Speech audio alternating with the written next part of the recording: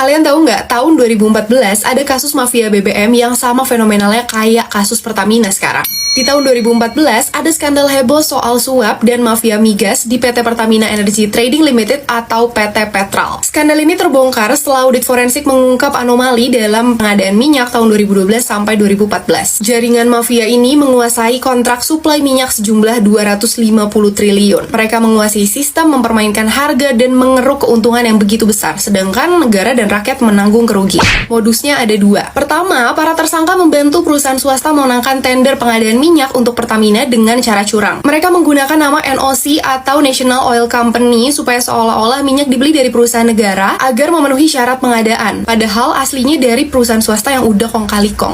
Kedua, mafia migas ini memanfaatkan kebocoran informasi di internal Pertamina. Sebelum tender pengadaan minyak diumumkan, informan dari dalam PT Petral membocorkan detailnya ke pihak tertentu. Mereka kemudian mengatur harga dan pemenang tender supaya keuntungan bisa dimonopoli. Akhirnya harga minyak jadi lebih mahal dari seharusnya dan keuntungan hanya jatuh kepada orang-orang tertentu. Salah satu tokoh sentral di balik skandal ini adalah Riza Khalid yang dikenal sebagai The Gasoline Godfather. Mantan Menteri ESDM Sudirman Said mengatakan bahwa proses hukum kasus Petral ini nggak pernah benar-benar tuntas. Petral memang sudah resmi dibubarkan tahun 2015, tapi jejak mafianya masih belum terungkap. Harapan sempat muncul di tahun 2019 ketika Bambang Irianto, mantan Dirut Petral, ditetapkan sebagai tersangka. Namun kasus ini kembali tenggelam. Sempat muncul lagi tahun 2024 saat KPK memeriksa saksi, tapi hingga kini kasusnya masih senyap tanpa kejelasan. Pertamina masih jadi pemain utama di industri BBM Indonesia. Artinya, wilayah ini sangat rentan permainan mafia. Kini, pada kasus terbaru korupsi Pertamina Patraniaga sejumlah hampir 1 kuadriliun,